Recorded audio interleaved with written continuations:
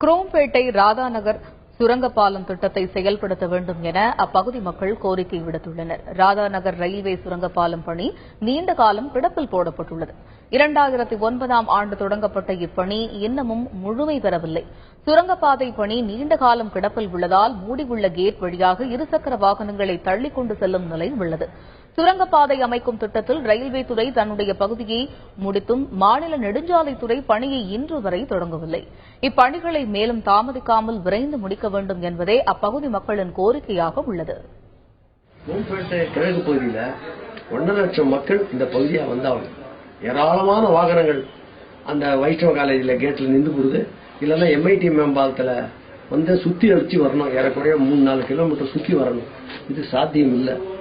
அதனால எங்களுடைய வேண்டுகோள் என்னன்னா, இந்த 1.5 லட்சம் மக்களும் அதுவும் வளர்ந்து வரும் கிழக்கு பகுதியான குரோம்பேட் பகுதிக்கு இந்த வாகன வசதி செல்லக்கூடிய அளவுல அமைந்தாதான் எங்களுக்கு பயனளிக்குமே தவிர வெறுமனே நடக்கிறதுக்கு வண்டி வசதி பண்ணா எங்களுக்கு அது பத்தாது அப்படின்றதுதான் எங்களுடைய வேண்டுகோள்.